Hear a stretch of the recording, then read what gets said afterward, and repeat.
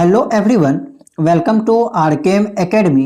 तो देखिए सीटेट के क्लास को कंटिन्यू करते हुए आज हम आपको बताने वाले हैं क्लास 6 का हिस्ट्री का चैप्टर 9 जिसका नाम है व्यापारी, राजा और तीर्थयात्री। यहाँ पे जितना भी चीज़ आपको बताया जाएगा वो आपका बाइलिंगुअल बताया जाएगा। हिंदी और इंग्लिश दोनों मीडियम वाले स्टूडेंट के लिए ये जो है आपका बेनिफिशियल रहने वाला है। और एक बात आपको पता होगा कि हम आपको जितना भी क्लास करवाते हैं उसी क्लास में थ्योरी के साथ साथ एमसीक्यू भी करवा देते हैं, ताकि आपने जो कुछ भी पढ़ा है उसका यहाँ पे रिवीजन भी हो जाए और साथ में आपका पीवाईक्यू और जो इम्पोर्टेंट प्रश्न बनते हैं उनको भी यहाँ पे आप अच्छे से कर सके। ठीक है, तो अगर आप भी सीटेट की क्लास कर रहे हैं, उनका एग्जाम देने वाले हैं, तो इस वीडियो को लास्ट तक जरूर देखिएगा, आपके लिए बहुत फायदेमंद रहने वाली है। ठीक है, तो चलिए यहाँ पे स्टार्ट करते हैं क्लास को। तो देखिए अगर इस चैप्टर के बारे में बात किया जाए तो इस चैप्टर में हमें जो है सबसे पहले पढ़ना होता है व्यापार और व्यापारी के बारे में, कि इंडिया में आपका जो है कैसे व्यापार स्टार्ट हुआ, किन चीज़ों को लेके व्यापार स्टार्ट हुआ, और व्यापारी के बारे में यहाँ पे आपको जो कुछ बेसिक इन्फॉर्मेशन जानना है। जैसे कि यहाँ पे दिया गया है आपके एनसीईआरटी किताब में कि दक्षिण भारत सोना, मसाले और कीमती पत्थरों के लिए जो प्रसिद्ध था। ठीक है, प्राचीन समय में यहाँ पे अगर देखा जाए तो व्यापार जो है मुख्यतः आपका सोना के लिए किया जा रहा था।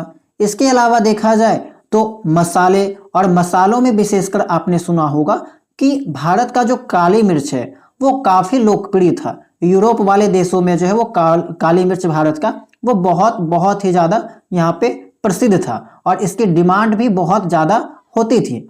इसके अलावा अगर देखा जाए जितने भी कीमती पत्थर हुआ करते थे वो भी यहाँ पे प्रसिद्ध थे और इनका यहाँ पे व्यापार जो है वो होता था कहाँ से, साउथ इंडिया से। ठीक है, काली मिर्च की रोम में बहुत ज़्यादा मांग थी, इसीलिए इसे जो है वो काला सोना कहा जाता था।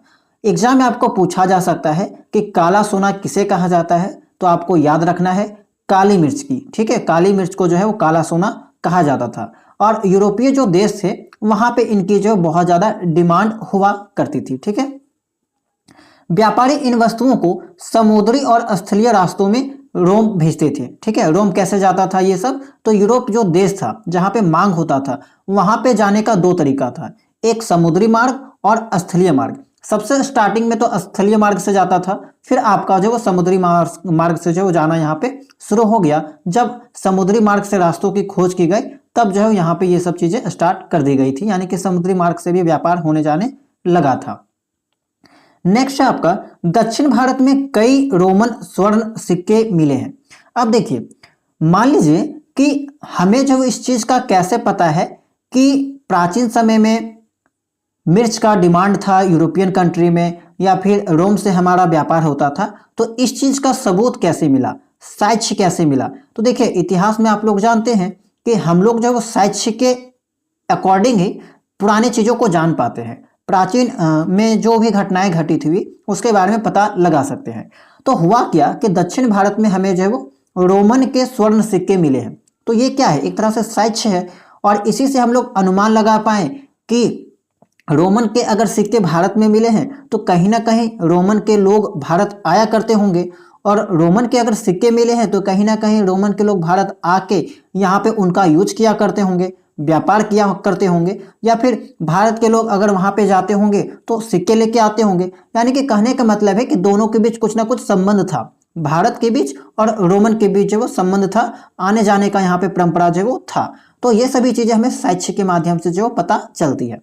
यह प्रमाण है कि रोम से अच्छा व्यापार होता था। तो जो सिक्के मिले हैं हमें रोमन के सिक्के, तो उसी से हम लोग यहाँ पे अनुमान लगा पाए कि रोम से जो है वो हमारा यहाँ पे अच्छा व्यापार होता जाता था। ठीक है, उम्मीद करते हैं कि इतना बात आपको जो यहाँ पे क्लियर हो गया होगा। अब चलिए देखते हैं नेक्स्ट। ठीक है, अगला पॉइंट अगर देखा जाए तो देखिए व्यापारियों ने कई समुद्री मार्गों की खोज की, तो भारत आने जाने का जो है बहुत सारा मार्ग खोजा गया। कुछ मार्ग समुद्र तटों के साथ साथ थे और कुछ अरब सागर तथा बंगाल की खाड़ी पार करते थे। तो यूरोपीय से जब हमारा व्यापार होने लगा तो भारत आने का जो रास्ता था उन लोगों के लिए क्या था कि वे लोग जो अरब सागर को या फिर बंगाल की खाड़ी को पार करके जो भारत आते थे। ठीक है, नाविक जो है मानसूनी हवाओं का उपयोग करके तेजी से यात्रा करते थे।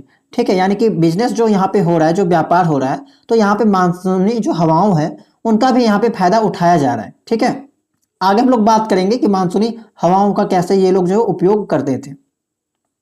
देखिए, अफ्रीका या अरब से भारत आने के लिए वे दक्षिण पश्चिमी मानसून का उपयोग करते थे। याद रखिएगा, कौन सा मानसून का उपयोग करते थे? दक्षिण पश्चिमी मानसून। अच्छा, ये दक्षिण पश्चिमी मानसून क्या होता है तो समझिए, दक्षिण पश्चिम मानसूनी वह मौसमी पवन है जो जून से सितंबर के बीच भारत में हिंद महासागर से चलकर दक्षिण पश्चिम दिशा से उत्तर पूर्व दिशा की ओर आती है और भारी मात्रा में वर्षा लाती है। तो देखिए, यहाँ पे जो हवा चल रही है वो कहाँ से चल रही है? तो देखिए, हिंद महासागर से चलकर दक्षिण पश्चिम दिशा से उत्तर पूर्व दिशा की ओर। और यहाँ पे जो उत्तर पूर्व दिशा है वहाँ पे क्या है? हमारा भारत है। भारत का जो यहाँ पे साउथ, ठीक है, साउथ जो एरिया है, साउथ जो रीजन है, जहाँ पे हमारा पोर्ट वगैरह बना था, बंदरगाह वगैरह बना था, जहाँ से व्यापार होता था, तो वो वाला जगह हो जाता है। तो इसी कारण से अगर इधर से आपका हवा चलेगा तो यहाँ से अगर कोई चलना स्टार्ट करेगा तो इधर की हवाएं जो है वो इसको यहाँ पे आगे की ओर धकेलेगा, आगे की ओर जाने के लिए यहाँ पे जो एक तरह से फोर्स करेगा। तो इसी कारण से इसका जो उपयोग करते थे ताकि इसको जो है ज़्यादा मेहनत ना करना पड़े और हवाओं के रुख के साथ ये लोग जो है भारत भी पहुंच जाए। तो इस तरह से इसका जो उपयोग यहाँ पे किया जाता है। अभी हम लोग मैप में आपको समझाने का प्रयास करेंगे इस चीज को। ठीक है, नेक्स्ट है, लंबी समुद्री यात्राओं के लिए मजबूत जहाज भी बनाए जाते थे। ठीक है, इतना बात को आप लोग ध्यान दीजिएगा। चलिए आगे देखिए, अब यहाँ पे इस मैप को देखिए ताकि आपको जो अच्छे से क्लियर हो जाएगा। ये देखिए अफ्रीका, ठीक है, तो जब अफ्रीका से व्यापार वगैरह होता था, ठीक है, तो जो दक्षिण पश्चिम मानसून था, ठीक है, जैसा कि अभी मैंने आपको बताया था कि दक्षिण पश्चिम मानसून जो है वो हिंद महासागर, ये देख सकते हैं, हिंद महासागर से जो है वो चलना स्टार्ट होता था और उत्तर पूर्व दिशा की ओर जो है वो बहता था। तो देखिए, अगर उत्तर पूर्व दिशा देखा जाए तो उत्तर क्या है? इधर आपका उत्तर है। ठीक है, जैसे अगर मैप में अगर आप ईस्ट वेस्ट देखते हैं तो कैसे देखते हैं कि ईस्ट हो गया, वेस्ट हो गया, नॉर्थ हो गया, साउथ हो गया। ठीक है, यानी कि पूर्व पश्चिम उत्तर दक्षिण। ठीक है, ऊपर में आपका उत्तर हो गया, नीचे आपका दक्षिण हो गया। तो हवा जो है वो आपका उत्तर की ओर जा रहा है, यानी कि यहां से अगर मान लीजिए कोई चलना स्टार्ट करेगा तो इधर का हवा जो आपको इधर धकेलेगा, जाहिर सी बात है। और दूसरा जो है आपका दूसरा यानी कि पूर्व दिशा की ओर जा रहा है, यानी कि इधर जा रहा है। तो कहीं ना कहीं ये चीज हमारा यहाँ पे जो हमारा जो भारत था उसका साउथ रीजन में पहुंचाने का काम करता था। तो इसलिए बोला गया है कि जो दक्षिण पश्चिम जो मानसून का उपयोग ये लोग जो वो करते थे। ठीक है, तो इतना बात उम्मीद करते हैं कि आपको जो वो समझ में आया होगा कि यहाँ से मान लीजिए कि लोग चलना स्टार्ट करते थे, व्यापारी चलना स्टार्ट करते थे, तो होता क्या था कि एक हवा इधर से जा रहा है, एक हवा इधर से जा रहा है, तो दोनों हवाएं जो पहुंचा देती थी आपको यहाँ पे। ठीक है, तो इस तरह से इसका उपयोग जो यहाँ पे किया जाता था। तो व्यापारियों के पास था दिमाग, इसी कारण इसका उपयोग करके जो यहाँ पे व्यापारी जो बिजनेस भी कर लेते थे, कम समय में लंबी यात्रा भी तय कर लेते थे। ठीक है, उनको यहाँ पे बेनिफिट भी हो जाता था। और इसी टाइप के मौसम में जो वे लोग ज़्यादा व्यापार भी करना पसंद करते थे क्योंकि यहाँ पे ज़्यादा मेहनत उनको नहीं करना पड़ता था। नाविक जो है नाव चलाते थे तो उनको जाहिर सी बात है मेहनत तो करना पड़ेगा, लेकिन जब हवाएं यही साइड से चलेगी तो उनको ज़्यादा जो है मेहनत नहीं करना पड़ेगा। तो ऐसा चलता था हमारा। ठीक है, और ये आप देख सकते हैं कि ये जो भारत है हमारा, तो यहाँ से मेनली जो है आपका साउथ रीजन जो है यहाँ पे, ठीक है, साउथ जो एरिया है यहाँ से व्यापार जो वो चलता था। आगे हम लोग बात करेंगे कि साउथ रीजन में कौन कौन से ऐसे क्षेत्र हैं जहाँ से मुख्यतः जो व्यापार किया जाता था। जैसे कि कुछ बंदरगाह का नाम आता है, जैसे कि अगर देखा जाए आंध्र प्रदेश, तो आंध्र प्रदेश में एक जगह है मसूलीपट्टनम, वहाँ से व्यापार होता था। पुदुचेरी में है अरिकामेडू, अरिकामेडू के बारे में मैंने आपको पिछला क्लास में बताया है। अगर आपने क्लास 6 का है हिस्ट्री देखा होगा तो उसमें अरिकामेडू का नाम आया है जो कि आपका पुदुचेरी में पड़ता है। इसके अलावा तमिलनाडु में एक जगह है पुहार, पुहार का नाम आता है। ठीक है, उसका नाम आप लोगों ने देखा होगा। तमिलनाडु में और एक जगह है कावेरी पट्टनम, वहां से आपका व्यापार होता था। इसके अलावा जो मुख्य बंदरगाह था वो केरल में था जिसका नाम था मुजिरिस। ठीक है, मुजिरिस, ठीक है, वहां से भी आपका जो वो व्यापार वगैरह होता था। तो मेनली जो यहाँ पे पोर्ट बना हुआ था वो आपका साउथ रीजन में बना था और यहीं से व्यापार वगैरह जो है वो होता था। और आपको पता है कि केरल भी तो नीचे ही है, आपका साउथ रीजन में ही है। तो केरल आपका साउथ रीजन में है और केरल में ही जो मसाले की यहाँ पे जो उत्पादन सर्वाधिक किया जाता है, इसी कारण यहाँ से जो डायरेक्टली बिजनेस वगैरह जो वो हुआ करता था। ठीक है, चलिए आगे देखिए, यहाँ पे अब मैंने इसका नाम भी लिख दिया है कि भारत में जो मुख्यतः प्राचीन समय में कुछ इंपॉर्टेंट महत्वपूर्ण बंदरगाह थे जहां से आपका सामानों का निर्यात होता था, तो इसका नाम आप लोग याद रख सकते हैं। ठीक है, केवल नॉलेज पर्पज के लिए है, ये आपका एनसीईआरटी में नहीं दे रखा है। ठीक है, तो मसूलीपट्टनम हो गया, अरिकामेडु हो गया, पुहार हो गया, कावेरीपट्टनम हो गया, मुजिरिस हो गया। ठीक है, कौन सा कहाँ पे है ये आप इसको देख लीजिएगा, एनसीईआरटी पे नहीं है, बस हम आपको जो है वो नॉलेज के उद्देश्य से बता दिए। अब देखिए, समुद्र तटों से लगे राज्य यानी कि कोस्टल स्टेट्स, अब इसके बारे में क्या आपको पढ़ना है, तो देखिए इस उपमहाद्वीप में, अब इस उपमहाद्वीप यानी कि भारतीय उपमहाद्वीप के बारे में जो है बात किया जा रहा है। तो इस उपमहाद्वीप के दक्षिणी भाग में बड़ा तटीय प्रदेश है। ठीक है, इनमें बहुत से पहाड़ है, पठार है और नदी के मैदान है, यानी कि भारतीय उपमहाद्वीप के बारे में जो बात किया जा रहा है। नदियों के मैदानी इलाकों में कावेरी के मैदान जो है वो सबसे उपजाऊ है। पूछा जा सकता है कि कौन सा मैदान सबसे उपजाऊ है, तो कावेरी का जो मैदान है वो आपका यहाँ पे सबसे जो है ज्यादा उपजाऊ जो है होगा, यहाँ पे है। ठीक है, तटीय इलाकों के सरदारों और राजाओं के पास धीरे धीरे काफी संपत्ति और शक्ति आ गई। क्यों आ गई शक्ति और संपत्ति? क्योंकि यहाँ पे जो तटीय मैदान है, यहाँ पे कह सकते हैं कि उपजाऊ मैदान है, तो उपजाऊ मैदान है तो जाहिर सी बात है कि उसका उपयोग ये लोग किसान के लिए करेंगे, चीज़ों को उत्पादन करने के लिए करेंगे, चाहे फसल उत्पादन हो गया या फिर जो भी है उनके उत्पादन के लिए करेंगे, और इस कारण से इनके पास संपत्ति वगैरह जो है वो आएगा, और संपत्ति आएगा तो शक्ति भी आएगा। ठीक है, संगम कविताओं में मूवेंदार की चर्चा मिलती है। संगम कविताओं के बारे में भी मैंने आपको पिछली क्लास में पढ़ाया था कि तमिलनाडु, ठीक है, या कह सकते हैं तमिल में जितने भी प्राचीन रचनाएं हुई हैं, ठीक है, तमिल में जितने भी प्राचीन रचनाएं हुई है उन्हीं को हम लोग संगम के नाम से जो है वो जानते हैं। तो उनमें आपको जो है वो मूवेंदार की रचना मिलती है। अब मूवेंदार क्या है, तो देखिए मूवेंदार जो है एक तमिल शब्द है जिसका अर्थ होता है तीन मुखिया। ठीक है, मूवेंदार जो है एक तमिल शब्द है जिसका अर्थ है तीन मुखिया। जितना भी आपको यहाँ पे पॉइंट बताया जा रहा है बहुत बहुत इंपॉर्टेंट है। यकीन मानिए सीटेट के एग्जाम में आपके एनसीईआरटी से ditto as it is point जो है वो उठा लिया जाता है, लाइन आपको सेम लाइन देखने को मिल जाएगा। ठीक है, तो इसीलिए लाइन को आप लोग जो ध्यान रखिएगा। नेक्स्ट है, ये जो यहाँ पे मूवेंदार जो शब्द था वो तमिल का शब्द था जिसका अर्थ है तीन मुखिया। अब तीन मुखिया में कौन कौन सा आता है, तो देखिए ये जो शब्द है वो विशेषकर जो है चोल, चेर और पांड्य नामक तीन शासक परिवारों के लिए प्रयोग होता था। ठीक है, मूवेंदार जो शब्द था जिसका अर्थ तीन मुखिया होता है, तो इनका जो प्रयोग था वो आपका तीन शासक परिवारों के लिए होता था। तीनों का नाम ध्यान रखिए, चोल, चेर और पांड्य। ठीक है, अब इनका शासन कब था, तो देखिए ये लगभग 2300 साल पहले दक्षिण भारत में बहुत शक्तिशाली माने जाते थे। ठीक है, 2300 साल पहले की बात कही जा रही है कि दक्षिण भारत में बहुत शक्तिशाली माने जाते थे। हर मुखिया के दो सत्ता केंद्र होते थे। यहाँ पे जो तीन मुखिया के बारे में जिक्र किया गया है, इनमें से प्रत्येक मुखिया के पास दो सत्ता केंद्र होते थे। कहाँ कहाँ, एक तटीय और एक अंदरूनी भाग में। ठीक है, एक तटीय इलाके में और एक जो है वो अंदरूनी भाग में जो है इनका यहाँ पे सत्ता या फिर सेंटर जो है वो देखने को आपको मिलेगा। इन 6 केंद्रों में से 2 महत्वपूर्ण थे। अब देखिए तीन मुखिया है, प्रत्येक के पास 2-2 है, तो टोटल आपका 6 सेंटर हो गया।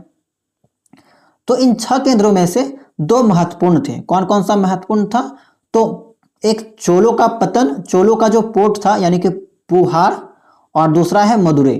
ठीक है, यानी कि जो पांडवों की राजधानी थी, पांडवों की जो राजधानी थी मदुरै।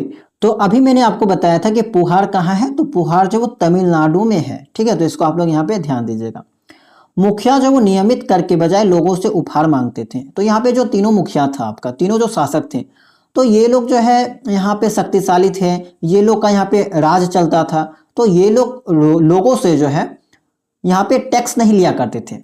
वो लोगों का कहना था कि हमें जो वो रेगुलर टैक्स नहीं चाहिए, उसके बदले में ये लोग जो उपहार वगैरह मांगते थे। ठीक है, गिफ्ट्स वगैरह जो वो डिमांड करते थे। कभी कभी वे सैन्य अभियान पर निकलकर आसपास के क्षेत्रों से भी टैक्स वगैरह वसूल कर लेते थे। ठीक है, तो ये लोग का ये जो है काम था। चलिए आगे देखते हैं। अब जो भी यहाँ पे उनको गिफ्ट मिलता था, जो भी टैक्स वगैरह मिलता था, जो भी कर मिलता था, उसका कुछ भाग वे अपने पास रखते थे और बाकी जो है अपने समर्थकों को, रिश्तेदारों को, सिपाहियों को और कवियों को दान दे देते थे, बांट देते थे।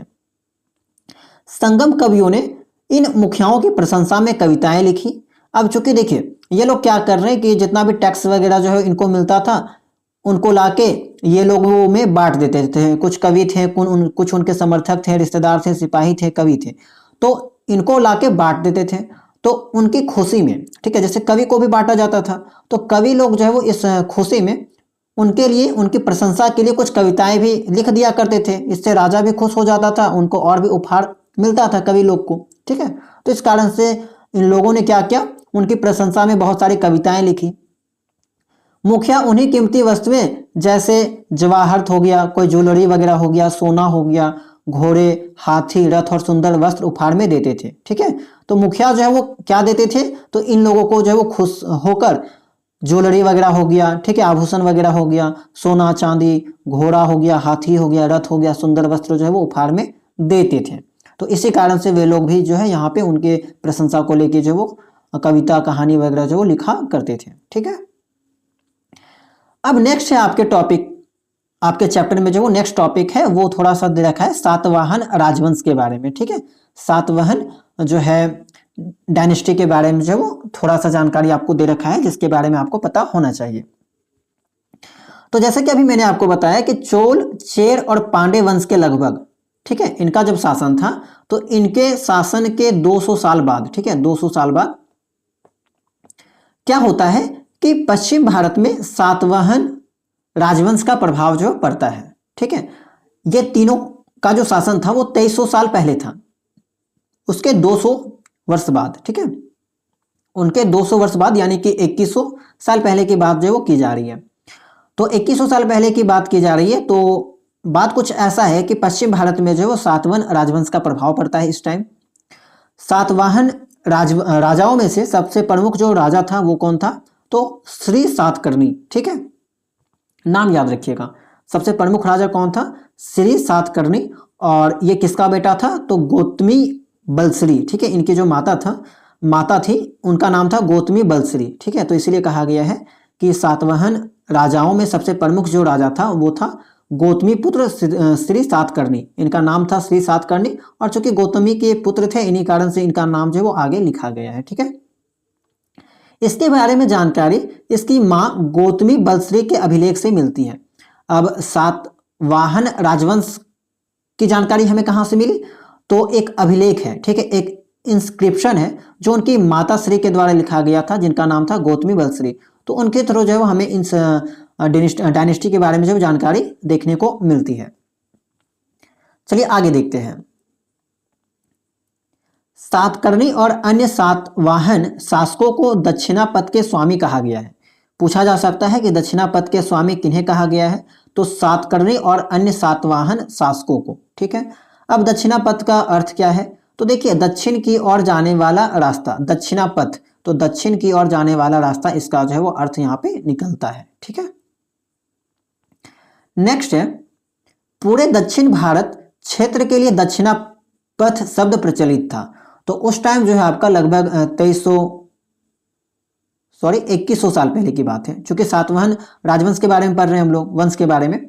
तो ये जो है 2100 साल पहले की बात है। 2300 साल पहले तो आपका वो लोग आए थे, वो जो तीनों राजा थे आपका, तीन मुखिया, ठीक है, मुवेंदार लोग, ठीक है, जिसमें आपका चोल, चेर और पांडे था। और ये आपका उनके 200 साल बाद आए थे। तो पूरे दक्षिण भारत क्षेत्र के लिए दक्षिणापथ शब्द प्रचलित था उस टाइम। सातकर्णी ने अपनी सेनाएं पूर्वी, पश्चिमी और दक्षिणी तटों तक जो है वो अपनी भेजी थी। तो इतना जानकारी आपको जो है यहाँ पे याद रखना है सातवाहन राजवंश के बारे में, ठीक है। अब नेक्स्ट जो टॉपिक है वो है, देखिए, रेशम मार्ग की कहानी। अब देखिए हुआ क्या कि रेशम के व्यापार को लेके भी आपके इस चैप्टर में जो वो जिक्र किया गया है, ठीक है। अब रेशम का जो उत्पादन था वो सबसे पहले कहाँ पे होता है, आपने हो सके तो साइंस में भी पढ़ा होगा कि चीन की देन है, ठीक है। तो रेशमी कपड़े के बारे में थोड़ा सा जान लीजिए कि रेशम के जो कपड़े होते हैं वो आपका कीमती होते हैं, चमकीले होते हैं और चिकने होते हैं। अब कीमती क्यों होते हैं, चमकीले क्यों होते हैं, क्योंकि ये एक प्राकृतिक फाइबर का बना होता है, नेचुरल फाइबर का बना हुआ होता है और बहुत ही यहाँ पे एक कॉम्प्लेक्स प्रक्रिया है, इसको जो है वो आसानी से नहीं बनाया जा सकता, एक कह सकते हैं कि जटिल प्रक्रिया है। तो रेशम का कपड़ा बनाना एक जटिल प्रक्रिया है। इसमें क्या होता है, इस प्रक्रिया में इसमें रेशम के कीड़े से कच्चा रेशम निकाला जाता है, सूत काता जाता है और कपड़ा बुना जाता है। ठीक है, यानी कि रेशम का जो कीड़ा होता है, आपने देखा होगा कि शहतूत का जो पेड़ होता है उसमें आपका रेशम का कीड़ा आपको देखने को मिलेगा। तो उनको पाला जाता है, उनसे रेशम निकाला जाता है, फिर उसको काटा वगैरह जाता है, फिर उनसे जो कपड़ा बनाया जाता है। तो इस दृष्टिकोण से ये आपका जो एक बहुत ही कॉम्प्लेक्स प्रोसेस हो जाता है। अगर आप क्लास 7 का साइंस का किताब देखेंगे तो वहाँ पे एक चैप्टर है फाइबर एंड फैब्रिक्स, उसमें बहुत ही डिटेल में दे रखा है कि कैसे हम लोग जो है यहाँ पे रेशम के कीड़ा से जो है यहाँ पे कोकून वगैरह बनाते हैं या फिर रेशम का जो कपड़ा वगैरह बनाते हैं। तो आप उस चैप्टर को भी एक बार पढ़ सकते हैं, आपको और भी डिटेल में पता चल जाएगा कि सिल्क जो है वो कैसे बनाया जाता है। ठीक है, तो रेशम बनाने के तकनीक का आविष्कार सबसे पहले कहाँ पे होता है, तो चीन में होता है 7000 साल पहले। ठीक है, चीन ने यह तकनीक हजारों साल तक दुनिया से छुपा कर रखी थी। चीन से लोग पैदल, घोड़ों या ऊँटों पर रेशमी कपड़े लेकर दूर दूर जाते हैं। ठीक है, यानी कि देखिए होता क्या है कि 7000 साल पहले चीन को ये चीज़ का पता चल गया, लेकिन ये जो है पूरा दुनिया से इसके कॉन्सेप्ट को छिपा के रखते हैं। ये लोग बताते ही नहीं है कि रेशम से कैसे कपड़ा बनाया जाता है, बस ये लोग क्या कर रहे हैं कि रेशम से कपड़ा बना रहे हैं और ये लोग व्यापार कर रहे थे। ठीक है, तो इनसे इसका केवल प्रॉफिट हो जाता था, बाकी ये सब तरीका बता देते दूसरे देशों को तो वो लोग भी बनाने लग जाते। तो इसी कारण से ये लोग जो छुपा के रखे थे। तो चीन से लोग पैदल, घोड़ा हो गया, ऊँट के माध्यम से जो है वो रेशमी कपड़े लेकर दूर दूर जाते थे और इस कारण से फिर क्या हुआ कि ये जो रेशम का कपड़ा था उसका प्रचार हुआ। ठीक है, अब देखिए कि इन लोगों के यात्रा मार्ग को रेशम मार्ग यानी कि सिल्क रूट कहा गया। अब जो व्यापारी थे वो सिल्क को लेके, रेशम को लेके जिस जिस मार्ग से गुजरे उस मार्ग को जो है वो सिल्क रूट के नाम से जाना जाता है। ठीक है, चीन के जो शासक थे वो कभी कभी ईरान हो गया, पश्चिम एशिया के शासकों को रेशमी कपड़े उपहार में भेजते थे। इससे रेशम की जानकारी जो है पश्चिम की ओर फैल गई। तो इससे क्या हो रहा है कि धीरे धीरे यहाँ पे रेशम का जो कपड़ा वगैरह है उसका यहाँ पे प्रचार हो रहा है, वो पूरे देश विदेश में फैल रहा है। और इसका रीजन कौन है, तो खुद चीन के लोग हैं या फिर इनके जो शासक वगैरह हैं वे लोगों को यहाँ पे उपहार के तौर पे अपने चीनी कपड़ा, यहाँ पे जो रेशमी कपड़ा है उनको यहाँ पे दे रहे हैं। ठीक है, तो इस कारण से इनका जो है यहाँ पे प्रचार हो रहा है, पूरे देश विदेश में ये चीज फैल रहा है। करीब 2000 साल पहले रोम में रेशमी कपड़े पहनना एक फैशन बन गया था। रेशम बहुत महंगा था क्योंकि इसे लाने में कठिन पहाड़ी और रेगिस्तान रास्तों से जो गुजरना पड़ता था। इस कारण से जो यहाँ पे ये जो है कह सकते हैं कि बहुत महंगा भी हो जाता था। रास्ते में व्यापारियों से यात्रा शुल्क भी लिया जाता था, तो जो व्यापार करने आते थे उनसे यात्रा शुल्क भी लिया जाता था, यानी कि जिस जिस क्षेत्र से ये बिलोंग करते थे, यानी कि कह सकते हैं कि जिस जिस एरिया से ये क्रॉस करते थे। ठीक है, जिस जिस क्षेत्र से ये क्रॉस करते थे तो वहाँ पे जो भी राजा महाराजा रहा करते होंगे वे लोग भी टैक्स तो लेते होंगे, है ना। तो यही चीज हो रहा था यहाँ पे। ठीक है, कई शासक इस मार्ग पर नियंत्रण चाहते थे ताकि कर और शुल्क के लाभ उठा सके। ठीक है, तो बहुत सारे जो शासक थे वो भी इस सिल्क रूट पे, ठीक है, जिस रूट पे यहाँ पे यात्रा वगैरह करते थे चीनी शासक या फिर चीन के जो व्यापारी थे, तो वहाँ पे वे लोग नियंत्रण करना चाहते थे, अपना कंट्रोल करना चाहते थे ताकि वे लोग भी टैक्स उठा सके, वे लोग से जो टैक्स वगैरह ले सके। ठीक है, तो जाहिर सी बात है जहाँ पे प्रॉफिट होगा वहाँ पे लोग जो है शासन करना चाहेंगे, वहाँ पे टैक्स उठाना चाहेंगे। ठीक है, तो बदले में वे व्यापारियों को लुटेरों से सुरक्षा देते थे। तो होता क्या था कि जो सिल्क रूट था, ठीक है, या फिर जो चीनी के जो व्यापारी थे, चीन के जो व्यापारी वगैरह थे वो अपने रेशम को बेचने के लिए जहाँ कहीं भी ले जाते थे, तो उनका जो रूट था, जो रास्ता था, वहाँ पे क्या था कि ये राजा महाराजा लोग उस क्षेत्र के उनको रोक के उनसे टैक्स लेते थे और टैक्स लेने के बाद जो है वो उनको क्या करते थे, व्यापार लुटेरों से उनका रक्षा करते थे। ठीक है, लुटेरों से उनको बचाते थे। सिल्क रूट पर नियंत्रण रखने वाले सबसे प्रसिद्ध जो शासक थे वो कुषाण थे। याद रखिएगा, सिल्क रूट जो था उस पर जो नियंत्रण रखने वाले जो सबसे फेमस या सबसे प्रसिद्ध जो शासक थे वो कुषाण थे। ठीक है, अब कुषाण यहाँ पे किसी का नाम नहीं है, याद रखिएगा। कुषाण जो वो एक कह सकते हैं डायनेस्टी का नाम है, कुषाण वंश। ठीक है, आगे हम लोग नाम के बारे में भी जिक्र करेंगे कि ये नाम के अंतर्गत कौन राजा थे, इस शासक के अंतर्गत जो है वो कौन राजा थे। ठीक है, लगभग 2000 साल पहले मध्य एशिया और पश्चिमोत्तर भारत में इनका शासन था। किसका? कुषाण वंश का। ठीक है। पेशावर और मथुरा उनके दो शक्तिशाली केंद्र थे। अब यहाँ पे जो भी जानकारी दे रखी है वो कुषाण के बारे में दे रखी है कि 2000 साल पहले मध्य एशिया और पश्चिमोत्तर भारत में इनका शासन था कुषाण वंश का। पेशावर और मथुरा उनके जो वो दो शक्तिशाली केंद्र थे। तक्षशिला भी उनके राज्य का हिस्सा था। कुषाण शासन में सिल्क रूट की एक शाखा सिंधु नदी के मुहाने तक जाती थी। ठीक है। यहां से जहाजों द्वारा रेशम रोम तक भेजा जाता था। ओके, चलिए नेक्स्ट देखिए। अब कुषाण शासक इस उपमहाद्वीप में सबसे पहले सोने के सिक्के चलाने वालों में थे, तो ये भी याद रखिएगा। कुषाण जो शासक थे, ठीक है, तो ये क्या थे? इस उपमहाद्वीप में, भारतीय उपमहाद्वीप में सबसे पहले सोने के सिक्के चलाए थे। पूछा जा सकता है कि भारतीय उपमहाद्वीप में सबसे पहले सोने के सिक्के कौन चलाए थे? तो कुषाण लोग, कुषाण शासक लोग। ठीक है। सिल्क रूट पर यात्रा करने वाले व्यापारी इन सिक्कों का उपयोग जो वो किया करते थे। अब देखिए यहाँ पे जो आपका जो एंशियंट सिल्क रोड है, ठीक है, जो रेशम रूट था आपका, ठीक है, सिल्क रूट जिसको हम लोग कह रहे थे, तो उनका रास्ता आप देख सकते हैं। ये चाइना था। चीन से आपका जो व्यापार होता था और विभिन्न देशों तक जो है वो जाता था। इटली आप देख सकते हैं, यहाँ पे रोम वगैरह दे रखा है, रोम है, तो रोम तक जो वो जाता था, व्यापार होता था। तो ये आपका सिल्क रूट था कि किधर किधर से आपका जो वो होते हुए जाया करता था। ठीक है, ये आपका एक रास्ता था और यहाँ से आपका जो वो चीन जाता था। इसको आप लोग जूम करके थोड़ा सा देख सकते हैं। ठीक है, तो ये मैंने आपको समझा दिया कि कैसे जो व्यापार वगैरह होता था। चलिए आगे बढ़ते हैं। अब इस अध्याय में जो है नेक्स्ट टॉपिक दे रखा है वो है आपका बौद्ध धर्म के बारे में दे रखा है। ठीक है, बुद्धिज्म के बारे में जो है वो थोड़ा सा इंफॉर्मेशन दे रखा है।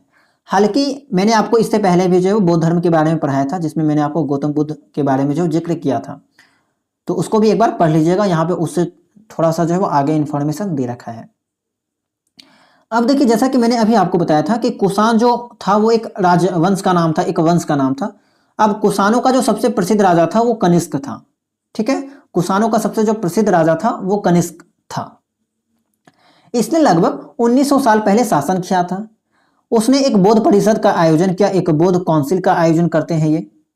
और इसमें क्या होता है कि विभिन्न विद्वान मिलकर महत्वपूर्ण विषयों पर जो चर्चा करते हैं। ठीक है, तो राजा जो कनिष्क था, जो कि कुषाणों का सबसे प्रसिद्ध राजा था, तो इनका जो शासन है 1900 साल पहले होता है और ये एक बौद्ध काउंसिल का आयोजन करते हैं, उनको वो यहाँ पे बनाते हैं। और इसके अंतर्गत मुख्यतः जो है आपका विद्वान लोग मिलकर जो महत्वपूर्ण विषयों पर चर्चा वगैरह जो है वो किया करते हैं।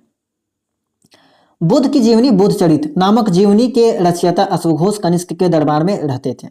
तो एक चीज तो आपको ये याद रखना है कि बुद्ध की जीवनी जिसका नाम है बुद्ध चरित, और इनके रचयिता कौन है? तो अश्वघोष। ठीक है, अश्वघोष इनके रचयिता है।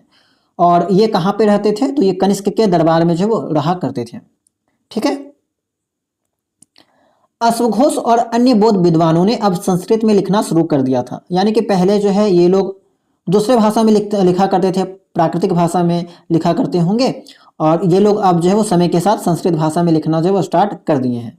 अब आगे है आपका कि कनिष्क के समय बौद्ध धर्म की एक नई शाखा बनती है जिसको हम लोग महायान के नाम से जानते हैं। ठीक है, तो कनिष्क के समय बौद्ध धर्म की एक नई शाखा महायान का जो है वो उदय होता है। अब यहाँ पे इसकी कुछ विशेषताएं होती है। तो महायान की दो प्रमुख विशेषताएं थी। पहली विशेषता के अंतर्गत जैसे कि ये लोग क्या करते थे कि ये लोग जो बुद्ध को सिर्फ प्रतीकों द्वारा दर्शाते थे। ठीक है, यानी कि बुद्ध जो थे, महात्मा बुद्ध, उनको सिंबल के थ्रू जो है वो यहाँ पे रिप्रेजेंट करते थे।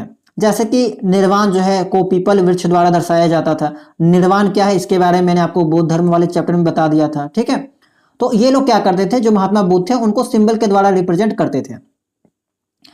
अब बुद्ध की प्रतिमाएं बननी शुरू हुई। धीरे धीरे क्या हुआ कि बुद्ध की प्रतिमाएं जो बनना स्टार्ट हो गया था, ये लोग जो महायान थे ये लोग बनाना शुरू कर दिए थे। इनमें से ज्यादातर मथुरा और कुछ तक्षशिला में जो बनाए गए थे। दूसरी जो मुख्य विशेषता थी वो क्या था कि बोधिसत्वों, ठीक है, बोधिसत्वों के प्रति जब आस्था यहाँ पे बढ़ती है वो चीज दिखाई देता है। अब अगर देखा जाए कि बोधिसत्व क्या है, किसको कहते हैं, तो देखिए बोधिसत्व उन्हें कहते हैं जो ज्ञान प्राप्ति के बाद एकांतवास करते हुए ध्यान साधना कर सकते थे, लेकिन ये लोग ऐसा ना करके लोगों को शिक्षा देने में और मदद करने के लिए सांस्कृतिक परिवेश में ही रहना ठीक समझते थे।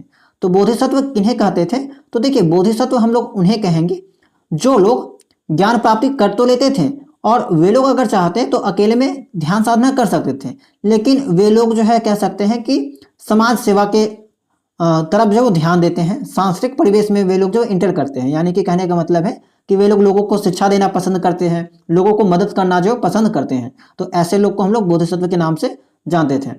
तो धीरे धीरे लोगों को यहाँ पे क्या हुआ कि बोधिसत्वों के प्रति जो आस्था बढ़ती है, ज़्यादा लोग जागरूक होते हैं, वे लोग भी दूसरे लोगों को यहाँ पे शिक्षा देते हैं, उनकी सहायता जो वो करते हैं। बोधिसत्वों की पूजा धीरे धीरे लोकप्रिय हो गई। यह परंपरा मध्य एशिया, चीन, कोरिया और जापान तक जो धीरे धीरे फैल जाती है। यानी कि बौद्ध धर्म का जो यहाँ पे प्रचार प्रसार हो रहा है वो आपका धीरे धीरे मध्य एशिया हो गया, चीन हो गया, कोरिया और जापान तक जो वो धीरे धीरे फैल रही है। ठीक है, आगे है आपका बौद्ध धर्म के प्रचार के अंतर्गत कि बौद्ध धर्म का प्रचार पश्चिमी और दक्षिणी भारत में भी हुआ। भिक्षुओं के लिए पहाड़ों में गुफाएं बनाई गई। इस धर्म के अंतर्गत जो है जो मोंक वगैरह जो थे उनके लिए पहाड़ों में रहने के लिए, साधना करने के लिए गुफा वगैरह जो वो बनाई गई। कुछ गुफाएं राजाओं रानियों द्वारा और कुछ व्यापारियों किसानों द्वारा बनाई गई। तो ये पॉइंट भी इंपॉर्टेंट है। ठीक है, ये सब याद रखिएगा कि कभी कभी पूछ लिया जाता है कि क्या जो गुफाएं भिक्षुओं के लिए बनाई गई थी बौद्ध धर्म के अंतर्गत वो केवल राजा रानियों के द्वारा बनाई गई थी? तो नहीं, राजा रानियों के साथ साथ ये जो है व्यापारियों और किसानों द्वारा भी बनाई गई थी। ठीक है, गुफाएं पश्चिमी घाट के दरों के पास बनाई गई थी। दक्कन के शहर, तटवर्ती बंदरगाह और सड़कें इन्हीं दरों से होकर जो वो जाती थी। ठीक है, दक्कन के जो शहर थे, तटवर्ती जो बंदरगाह थे और सड़कें इन्हीं दरों से होकर जो वो जाती थी। अब देखिए यहाँ पे बंदरगाह के बारे में बात किया जा रहा है, तो बंदरगाह कौन जाएगा? व्यापारी लोग जाया करते थे, या फिर जिनको एक जगह से दूसरे जगह यात्रा करना होता था वे लोग जाया करते थे। तो इसी रास्ते पे जो है वो ये सब गुफाएं पाया करती थी। तो जो व्यापारी जो लोग थे वे लोग भी कभी कभी जो है यहाँ पे विश्राम कर लिया करते थे। ठीक है, यात्रा करने वाले व्यापारी इन गुफाओं वाले मठों में विश्राम के लिए जो रुका करते थे, कभी कभी रुक लिया करते थे। बौद्ध धर्म श्रीलंका हो गया, म्यांमार, थाईलैंड, इंडोनेशिया और दक्षिण पूर्व एशिया में फैल जाता है। थेरवाद ठीक है, थेरवाद नामक बौद्ध धर्म का प्रारंभिक रूप वहां अधिक लोकप्रिय था। कहाँ पे? तो ये सब जो जगह था श्रीलंका, म्यांमार, थाईलैंड, इंडोनेशिया, दक्षिण पूर्व एशिया, यहाँ पे जो है बौद्ध धर्म का जो प्रारंभिक रूप था जिसका नाम थेरवाद, याद रखिएगा। ठीक है, थेरवाद वो काफी लोकप्रिय था। ठीक है, नेक्स्ट जो टॉपिक है इस अध्याय के अंतर्गत वो है आपका तीर्थयात्रियों की जिज्ञासा। ठीक है, तो अब क्या आपको देखने को मिलेगा कि व्यापारियों के साथ साथ जो है उनके जहाज में बैठ के उनके साथ साथ जो है वो कुछ लोग यात्रा करने लगते हैं। तीर्थयात्री जो है वो यात्रा करने के लिए एक जगह से दूसरे जगह जाना शुरू कर देते हैं। ठीक है, तो व्यापारी काफिलों और जहाजों में सफर करते थे और बहुत से तीर्थयात्री भी उनके साथ यात्रा करते थे। ठीक है, तो उनके साथ जो है वो तीर्थयात्री भी यात्रा करना स्टार्ट कर देते हैं। तीर्थयात्री किसको कहेंगे? तो वे स्त्री पुरुष होते थे जो प्रार्थना के लिए पवित्र स्थानों की यात्रा करते थे। ठीक है, और बहुत से लोग जो है चीन से भारत भी आए हैं। अभी हम आपको 3 पिलग्रिम्स के बारे में बताएंगे जो चीन से जो भारत आए हैं, भारत के में तीर्थयात्री बन के आए हैं, भारत के तीर्थ स्थानों के बारे में जो कुछ ना कुछ लिखे हैं। ठीक है, उनके बारे में जो है वो एक्सप्लेन किए हैं। तो उनमें से जो नाम आया है वो आपके किताब में आया है प्रसिद्ध चीनी तीर्थयात्री। पहला नाम आया है फासियन, ठीक है, स्वेन त्सांग और इत्सिंग। ठीक है, ये तीनों नाम आप लोग याद रखिएगा। कौन कब आया है इसके बारे में भी आप लोग ध्यान रखिएगा। तो 3 चीनी तीर्थयात्री जो है भारत आते हैं। किस लिए आते हैं? यात्रा करने के लिए, तीर्थ स्थानों को देखने के लिए। पहला नाम है फासियन, स्वेन त्सांग और इत्सिंग। ठीक है, स्वेन सांग, इसको हम स्वेन सांग भी पढ़ सकते हैं, आप लोग देख लीजिएगा। ठीक है, फासियन, स्वेन सांग और इत्सिंग, तो ये तीनों लोग जो है वो आते हैं भारत यात्रा करने के लिए। फासियन के बारे में बात करेंगे तो ये जो है वो 1600 साल पहले भारत आते हैं। स्वेन सांग यहाँ पे 1400 साल पहले आते हैं और इत्सिंग जो है इनके 50 साल बाद यानी कि 1450 के दौरान जो है वो यहाँ पे भारत आते हैं। ठीक है, 1450 साल पहले। ठीक है, तो ये तीनों का यहाँ पे नाम याद रखिएगा और तीनों कब भारत आते हैं इसके बारे में यहाँ पे ध्यान रखिएगा। इन तीर्थयात्रियों ने बुद्ध के जीवन से जुड़ी जगहों और प्रसिद्ध मठों की यात्रा की।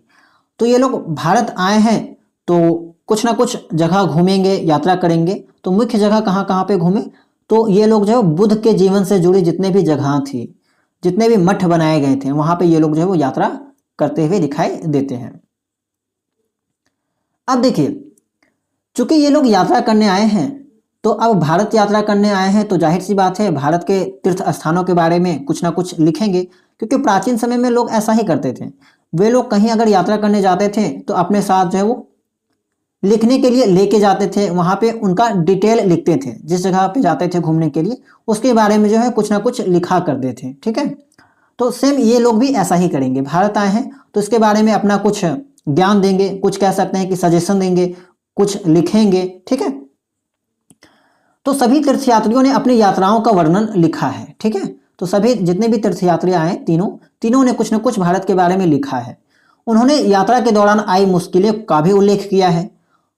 इन यात्राओं में कई वर्ष लगते थे। उन्होंने जिन देशों, मठों और पुस्तकों को देखा या साथ ले गए, उन सबका विवरण जो है वो दिया है। सबके बारे में ये लोग जो डॉक्यूमेंट बना के रखे और अपना जो यहाँ पे सजेशन वगैरह जो है वो दिए हैं, या फिर भारत के बारे में जो है वो लिखे हैं।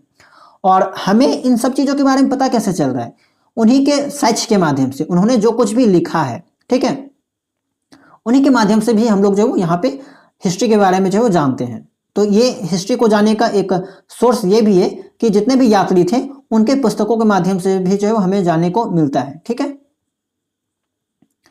तो देखिए यहाँ पे फासियन जो थे, फासियन, तो इनके बारे में एक घटना होती है इनके साथ, और उस घटना के का जो है जिक्र आपकी किताब में दे रखा है। तो बात कुछ ऐसा है कि जब ये भारत की यात्रा करके वापस अपना देश लौटते हैं, ठीक है, चीन लौटना चाहते हैं, तो उस टाइम क्या होता है कि ये अपनी यात्रा जो है वो बंगाल से तो स्टार्ट करते हैं। फासियन ने अपने घर चीन वापस लौटने के लिए अपनी यात्रा बंगाल से ये स्टार्ट कर चुके हैं। ठीक है, कर देते हैं। वह व्यापारियों के एक जहाज पर चढ़ा। मुश्किल से वे 2 दिन ही चल पाए थे कि वे एक समुद्री तूफान में फंस गए। तो ये अपने जो है वो जो भी घटना इनके साथ घटित हुई उनके बारे में इन्होंने जिक्र किया है, लिखा है। ठीक है, तो व्यापारी अपने जहाज को डूबने से बचाने के लिए उसमें से अपने माल को फेंक कर जहाज को हल्का करने की कोशिश करने लगे। अब फासियन ने भी अपने सामान को तो फेंक दिया, पर अपनी उन पांडुलिपियों और बुद्ध की मूर्तियों को नहीं फेंका, जिन्हें उसने अपनी भारत यात्रा के दौरान जो कलेक्ट किया था, जो संकलित किए थे। ठीक है, तो इनके साथ पास जो भी सामान था वो तो फेंक दिए, लेकिन जो इंपॉर्टेंट चीज था, ठीक है, जो कुछ भी यहाँ पे पांडुलिपि जो यहाँ पे लिखे थे उनको जो है ये नहीं फेंकते हैं, उनको साथ में ले जाते हैं। ठीक है, तो देखिए यहाँ पे पांडुलिपियों और बुद्ध की मूर्तियों को नहीं फेंका, जिन्हें उसने अपनी भारत यात्रा के दौरान जो वो संकलित की थी। अंततः 13 दिनों के बाद आंधी रुकी। उसने समुद्र का वर्णन इस प्रकार किया है। ठीक है, 13 दिन के बाद वो आंधी यहाँ पे रुकती है। तो इसने समुद्र का जो वर्णन है वो कुछ इस प्रकार से किया है कि समुद्र असीम है, सूर्य, चांद या तारों की गति को देखे बिना यह पता लगा पाना असंभव है कि पूर्व किधर है या पश्चिम किस दिशा में है। अगर बरसात और अंधेरा हो तो जहाज को हवा के रुख में ले जाने के अलावा और कोई चारा नहीं है। तो देखिए पहले तो कोई डिवाइस वगैरह नहीं हुआ करता था, कोई कंपास वगैरह नहीं होता था जिसको देख के डायरेक्शन वगैरह का पता लगाया जाए। पुराने समय के लोग सूर्य, चांद या तारों की गति को देख के जो डायरेक्शन वगैरह का पता लगाया करते थे। तो उसी के बारे में इन्होंने जो है वो अपनी किताब में जिक्र किया है। ठीक है, तो ये सब चीजें आप लोग ध्यान रखिएगा। आगे है जावा पहुंचने। ठीक है, जावा जगह का नाम है आपका। तो जावा पहुंचने में उसे 90 दिन से भी ज्यादा लगे। वहां वह 5 महीने के लिए रुका। इसके बाद दूसरे व्यापारी जहाज में चढ़कर वह चीन जो है वो अपना देश वापस लौट जाता है। तो ये घटना जो इनके साथ हुई और इसके बारे में इन्होंने जो है वो लिखा हुआ है। ठीक है, ये घटना के बारे में भी आप लोग याद रखिएगा। सेम चीज यहाँ पे इंग्लिश में भी लिखा है, आप लोग जो वो देख लीजिएगा एक बार। ठीक है, इंग्लिश वाले स्टूडेंट्स इसको देख लीजिएगा। बाकी उम्मीद करते हैं कि आपको तो समझ में आ ही गया होगा। नेक्स्ट जो इंपॉर्टेंट बात है, अब देखिए दूसरा जो यहाँ पे तीर्थयात्री थे, ठीक है, जो चीन से आए थे, उनका नाम यहाँ है स्वेन सांग। ठीक है, स्वेन सांग। ये 1400 साल पहले भारत आते हैं, यानी कि फासियन के बाद। ठीक है, अब इनके बारे में कुछ जानकारी दे रखा है कि स्वेन सांग उत्तर पश्चिम और मध्य एशिया होते हुए चीन लौटते हैं। ठीक है, ये क्या करते हैं, ये भी भारत आए, भारत के तीर्थ स्थलों में यात्रा करते हैं, इनके बारे में अपना डॉक्यूमेंट बनाते हैं, ठीक है, इनके बारे में जिक्र करते हैं और फिर भारत घूम के जो है ये लोग अपना यहाँ पे अपना देश लौट जाते हैं। तो ह्वेनसांग जो उत्तर पश्चिम और मध्य एशिया होते हुए ये जो है वो चीन लौटते हैं। इसने सोने चांदी और चंदन की लकड़ी की बुद्ध मूर्तियां और 600 से ज्यादा पांडुलिपियां जो है वो एकत्र की थी। यानी कि भारत की जो यात्रा इन्होंने की थी तो उस दौरान देखिए सोना भी अपने साथ ले जा रहे हैं, चांदी, चंदन की लकड़ी और बुद्ध की मूर्ति, ठीक है, लकड़ी की बुद्ध की मूर्ति, यानी कि लकड़ी का बुद्ध का जो मूर्ति बना था उसको भी साथ में ले जा रहे हैं। इसके अलावा जो है 600 से ज्यादा जो है पांडुलिपि जो ले जा रहे हैं, ठीक है, यानी कि मैन्युस्क्रिप्ट जो है यहाँ पे ले जा रहे हैं ये अपने साथ। इन्हें लगभग 20 घोड़ों पर लाद कर ले जाया गया। तो ये जो है अपने साथ 20 घोड़ा ले जा रहे हैं इन सामानों को ले जाने के लिए।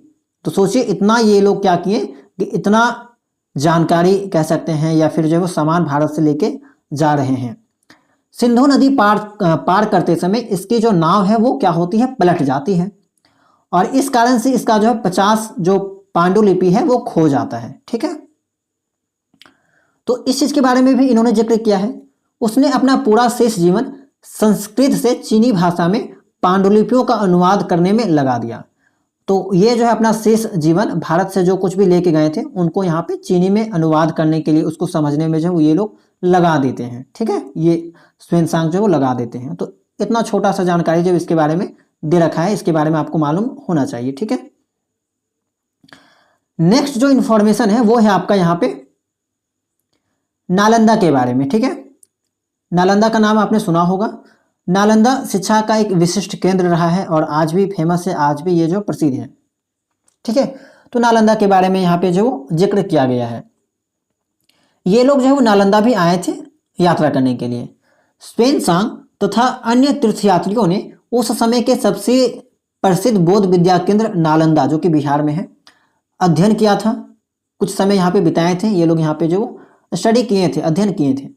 उसने नालंदा के बारे में भी कुछ लिखा है, कुछ यहाँ पे जो इनके बारे में भी जो वो अपना सजेशन कह सकते हैं या फिर कुछ जो यहाँ पे दिए हुए हैं, लिखे हुए हैं। तो क्या लिखे हुए हैं इसको भी जान लीजिए एक बार, ताकि एग्जाम में अगर प्रश्न देखने को मिले तो आपको ये चीज जो है वो याद हो जाए कि आपने इस चीज को पढ़ रखा है, ठीक है।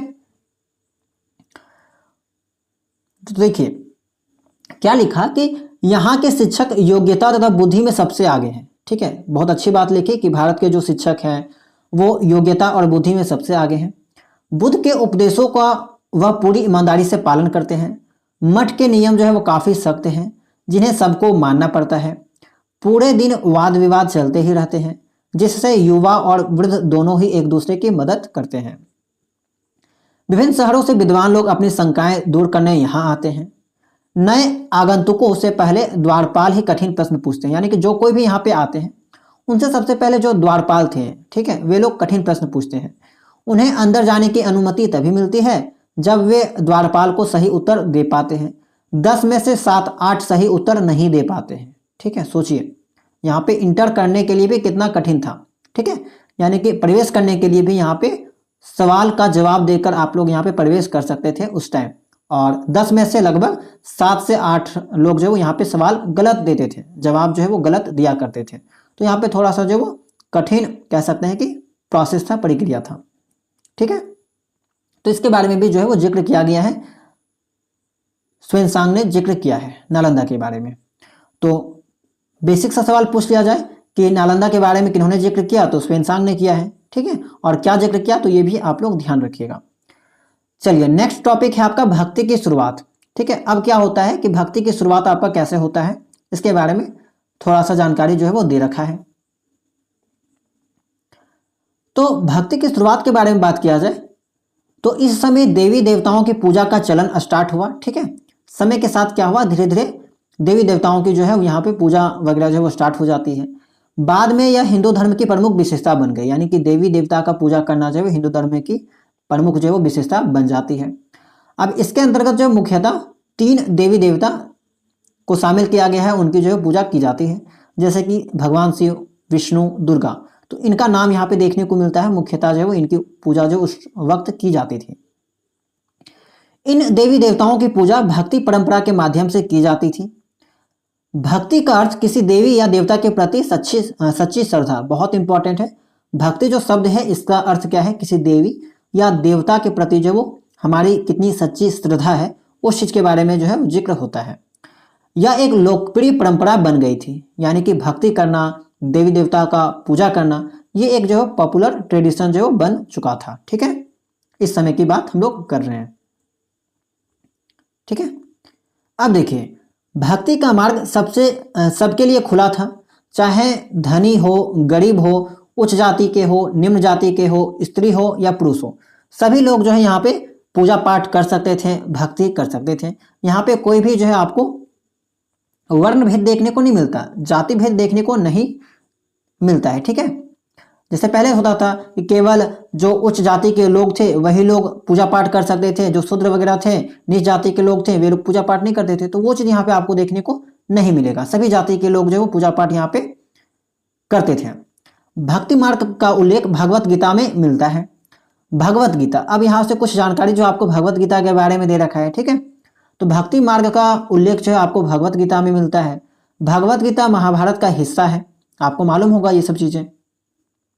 और भगवत गीता में क्या होता है ये भी आपको मालूम है कि भगवान श्री कृष्ण अपने भक्त और मित्र अर्जुन को सभी धर्म को छोड़कर उनके शरण में आने का उपदेश देते हैं, क्योंकि केवल कृष्ण ही अर्जुन की सारी बुराइयों से मुक्ति दिला सकते हैं। ठीक है, तो यहाँ पे क्या है कि भगवत गीता के अंतर्गत जो श्री कृष्ण जी अर्जुन को यहाँ पे जो गीता का उपदेश देते हैं, जिसमें कृष्ण जी कहते हैं कि वे जो उनके शरण में चले जाए, यानी कि अर्जुन जो है श्री कृष्ण के शरण में चले जाए ताकि उनकी सारी बुराइयों से जो है उनको मुक्ति मिल सके। ठीक है, यह पूजा का तरीका धीरे धीरे पूरे देश में फैल गया।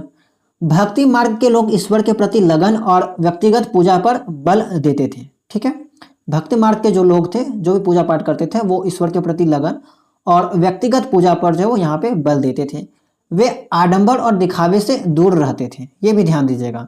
इस समय के लोग जो थे वो आडंबर वगैरह नहीं किया करते थे, दिखावा वगैरह नहीं किया करते थे, सच्चे मन से जो है श्रद्धा से जो पूजा वगैरह किया करते थे।